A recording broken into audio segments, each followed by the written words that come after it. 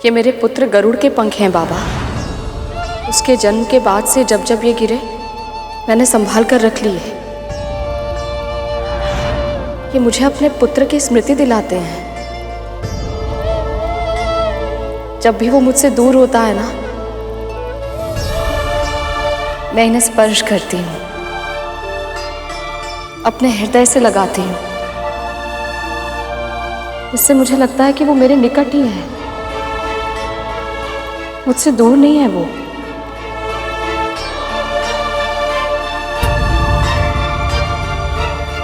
हो गया, मैं भी भावुक हो गया ये कहानी सुन के।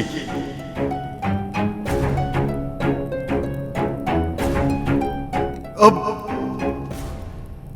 इन्हीं पंखों का आसन बना।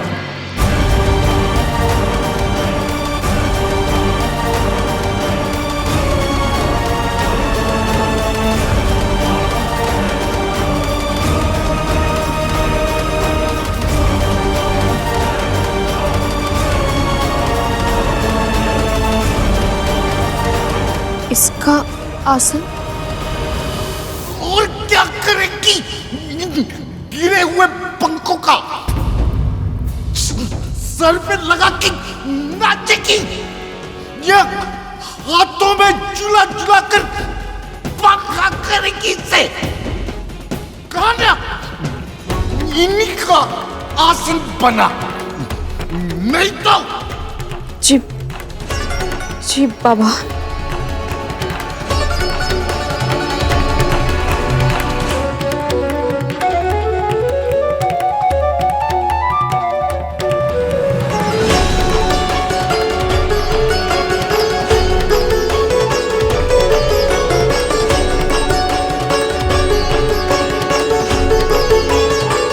पता नहीं इस समय कहाँ होगा गरुड़ और क्या कर रहा होगा। प्रणाम माँ। कौन हो तुम और यहाँ कैसे आ गए? महर्षि कश्यप और माँ विंता का पुत्र गरुड़ हूं मैं। प्रभु के दर्शन करने के बाद मैं आपके दर्शन किए बिना रह नहीं पाया।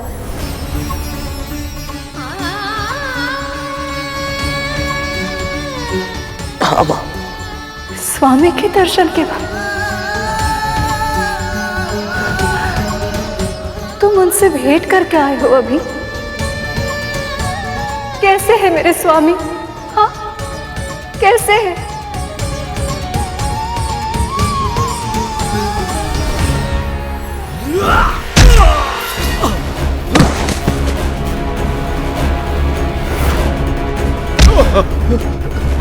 देवराजेंद्र, इस समय असुरों से जीतना असंभव है। हाँ देवताओं, यदि अपने प्राण बचाने हैं तो भागो यहाँ से।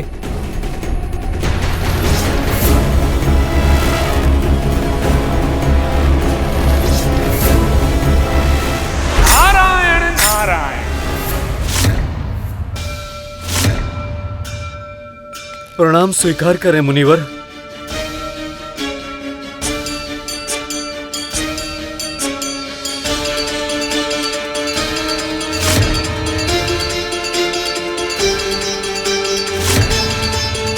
सेनापति वज्रांग, जो शांति दूत बनकर आए हैं उनका स्वागत आप इन शस्त्रों के साथ कर रहे हैं। संजीवनी विद्या के रूप में आप सबको अमरता का वरदान प्राप्त है, फिर भय किस बात का?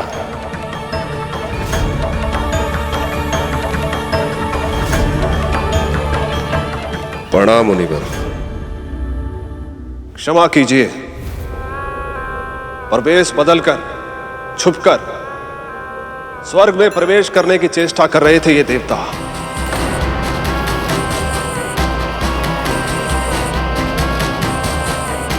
ऐसे में हम इन पर विश्वास कैसे करते हैं?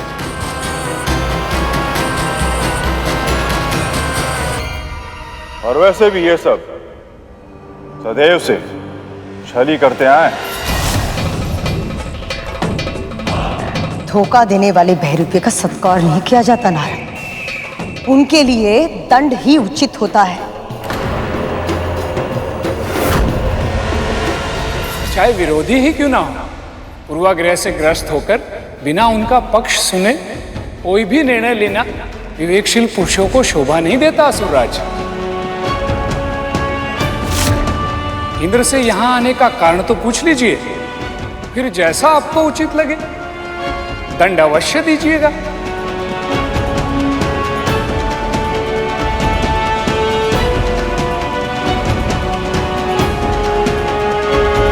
मैं आपके सुझाव की उपेक्षा नहीं करूंगा मुनिवर। केवल आपके कारण मैं इन देवताओं को स्वर्ग में फिर से आमंत्रित कर रहा हूं।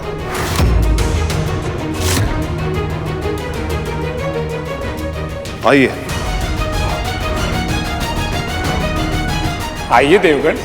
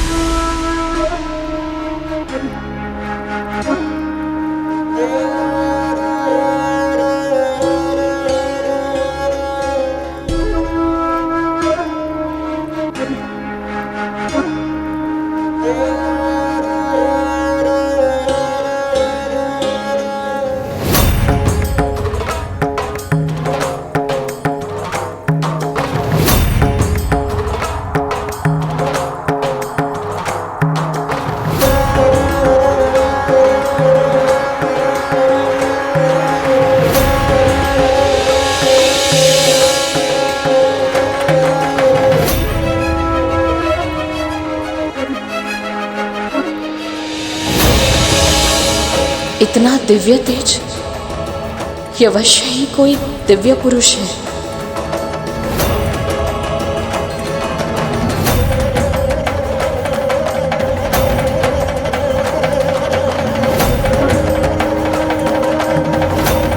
बाबा,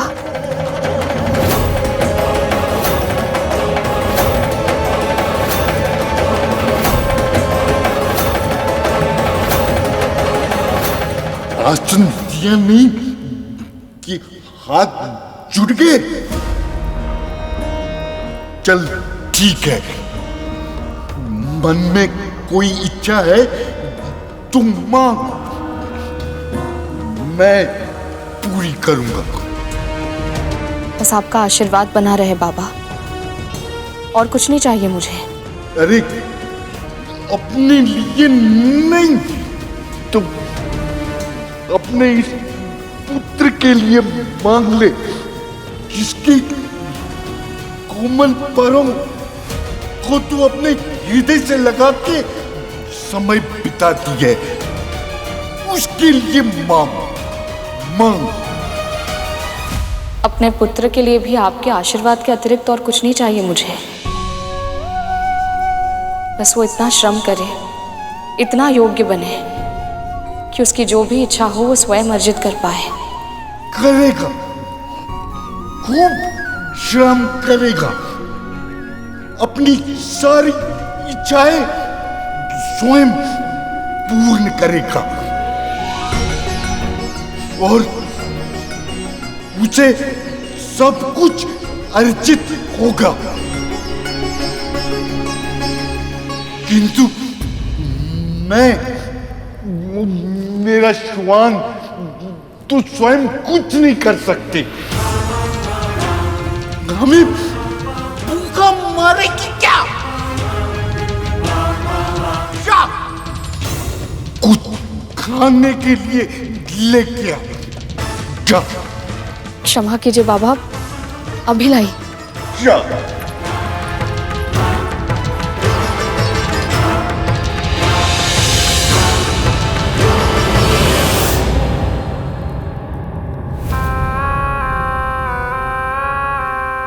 महाराज बलि, हम देवताओं को युद्ध में पराजित करके आप स्वर्गलोक के सिंहासन पर विराजमान तो हो गए, परंतु आपका अधिकार होने से पहले ही यहाँ के सभी रत्न, ऐश्वर्य, कल्प वृक्ष और अप्सराएं सब समुद्र में समा गए थे। महर्षि दुर्वासा का अपमान जो आपने किया था, उसे कौन नहीं जानता। उनके श्राप के कारण ही स्वर्ग मुझे इस अवस्था में मिला। और इस तथ्य का विष्णु जी के संदेश के साथ क्या संबंध है? प्रभु के संदेश से ही वैकुंठ में मां लक्ष्मी और संसार के साथ साथ स्वर्ग में भी श्री को लौटा सकते हैं। इनमें सब असुरों को भी लाभ है। असुरराज, असुरों का लाभ है या नहीं, इसका विचार करने के लिए असुर गुरु शुक्राचार्य है यहां पर।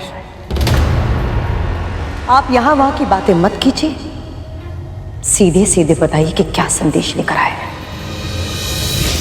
क्षीर सागर का मंथन।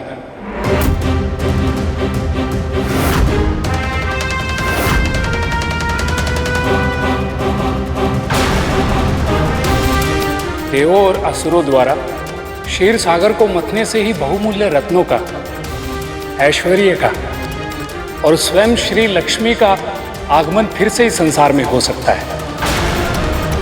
नारायण का कहना है यह अभूतपूर्व कार्य सभी प्रजातियों के सहयोग से ही संभव है। इसलिए समय आ गया है समस्त संसार के कल्याण के लिए एवं स्वर्ग के खोए हुए वैभव को पाने के लिए देव और दानव अपने बीच के मतभेदों को भुलाकर अपनी शत्रुता को समाप्त कर ले और आपस में संधि कर ले। असंभव! ये कैसे हो सकता है महाराज कि हम इनसे संधि कर लें?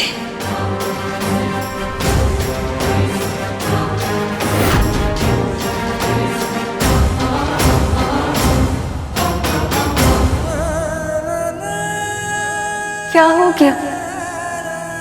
तुम रो क्यों रहे हो? बताओ, कैसे है मेरे नारायण? आप अच्छी तरह से जानती है कि आपके बिना प्रभु कैसे होंगे। माँ, प्रभु निढाल हो गए हैं, निस्तेज और निस्सहाय हो गए हैं वो। माँ, आपके बिना प्रभु संसार को संचालित नहीं कर सकते। ये सत्य है गरुड़। नारायण मेरे बिना कुछ नहीं है, बिल्कुल वैसे ही जैसे मैं उनके बिना कुछ नहीं। हम दोनों का अस्तित्व ही नहीं है एक दूसरे के बिना।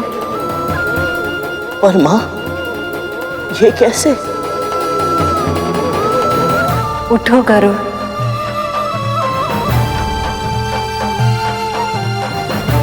अपना हाथ आगे करो।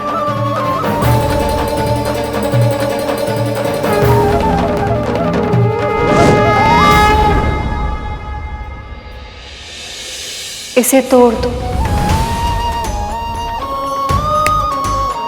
अब इन टूटे हुए भागों में से एक को दूसरे के ऊपर रख दो। ध्यान से देखो गरुड़, क्या दिखाई दे रहा है तुम्हें? क्या ये दोनों टूटे हुए भाग एक जैसे हैं? नहीं माँ, ये दोनों तो एक दूसरे से भिन्न हैं, बल्कि एक दूसरे के विपरीत है ये। अब इस टूटे हुए भाग को ऊपर से निकालकर साथ में जोड़ दो।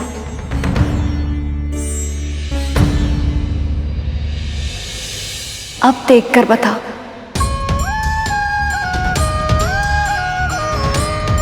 ये दोनों तो अब ऐसे जुड़ गए हैं माँ, जैसे इनके बीच कभी कोई अंतर था ही नहीं।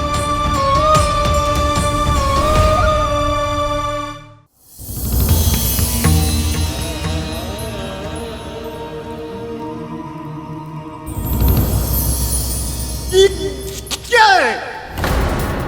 अगर शाकाहारी भोजन ही खिलाना था तो मुझे यहाँ लेके क्यों आई?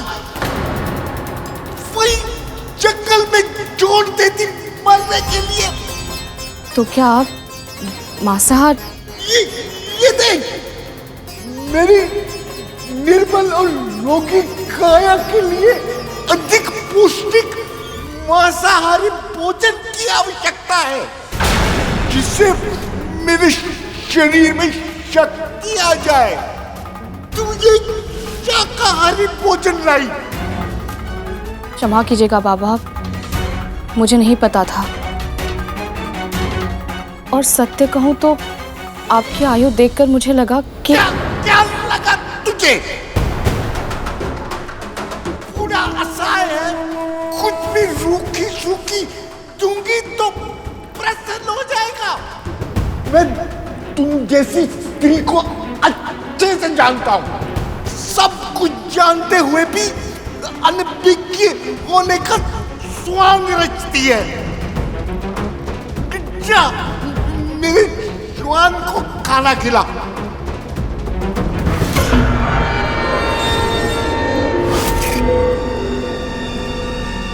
पुरुष का स्वर। गरुड़ तो यहाँ है नहीं, तो फिर विंता की कुटिया से किसी पुरुष का स्वर कैसे आ सकता है? क्या खिला इसे? जी जी बाबा।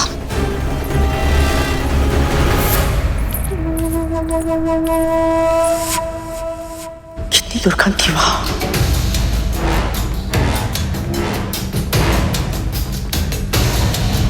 सुनो, तुम दोनों को मेरा एक कार्य करना होगा।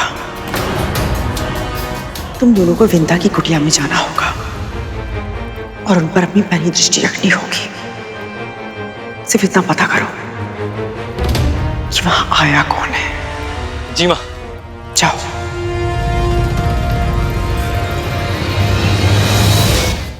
स्त्री और पुरुष सिक्के के दो भाग की तरह होते हैं, एक समान नहीं होते। जो एक की दुर्बलता होती है वो दूसरे की शक्ति होती है, और जब दूसरा दुर्बल होता है तब उसे अपने साथी के बल की आवश्यकता पड़ती है। केवल शारीरिक रूप से नहीं, मानसिक और भावनात्मक रूप से दोनों की शक्तियां और विशेषताएं भिन्न भिन्न होती हैं। जब स्त्री और पुरुष विवाह के पवित्र सूत्र में बंध जाते हैं तब वो दोनों एक दूसरे को पूरा करते हैं। वैसे ही मैं और नारायण एक दूसरे की कमियों को पूरा करते हैं। वो अर्थ है तो मैं भाषा, वो शास्त्र है तो मैं शस्त्र हूं, वो ज्ञान है तो मैं विवेक हूं, वो स्वभाव है तो मैं सूत्र हूं। हम दोनों एक दूसरे के बिना अपूर्ण हैं।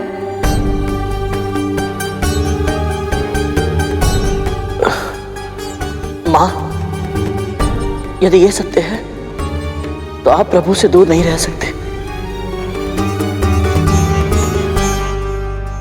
आप मेरी पीठ पर विराजमान हो जाइए मां। मैं क्षण भर में ही आपको विष्णु लोक ले चलूंगा। फिर चाहे उसके लिए मुझे प्राण दंड ही क्यों ना मिले।